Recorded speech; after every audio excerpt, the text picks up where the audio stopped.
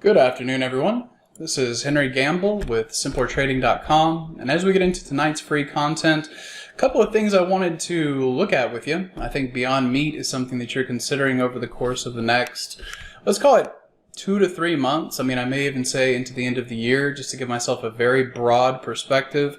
And that's important when you're analyzing these charts, because I don't have any idea what one day brings, any more than the next person.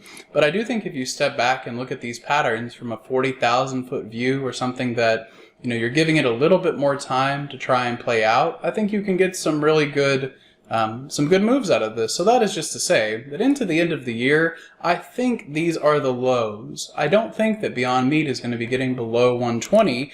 And inside of that, you try to work a pattern where we're going to come up and take out this swing high and then move into extensions of it. So this should prompt movement up into 180 and then potentially higher. I pointed out to you today because I love looking at instances where you come down and you test the 21 and then you're able to close up above the 8 EMA. Using moving average analysis is one of my favorite ways to study trend-based moves, and I like using all of the moving averages that are part of the Fibonacci sequence. So 8, 13, 21, you can use all of them, but in an effort to bring clarity to these charts, I just treat the 8 as my momentum and the 21 as the trend-based trade.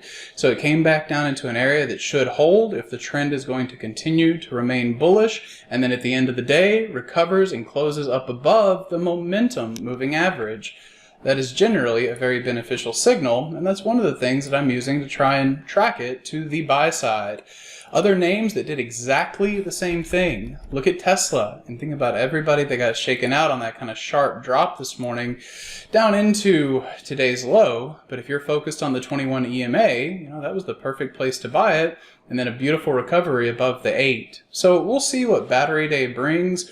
I am working the bullish setup on this into tomorrow. I think being long vol and long delta is the way to do it. Flatten out that position entirely before the close tomorrow, and then set up binary trades if you would like, which is acknowledging the binary nature of tomorrow's event.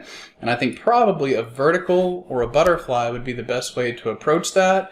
And then one last one here with Pinterest. These are all just following that exact same commentary, that exact same way of thinking. Not all of them may be as perfectly as precise as I might prefer, but close enough for government work, right? Getting down into the 21, closing back up above the 8 shows me that this name still generally has some good bullish momentum, and I think you can add that to the list of bullish tickers that you try to buy over the course of the next several weeks. So I hope that is helpful. You guys have a great rest of your evening, and we'll see you at the next free video.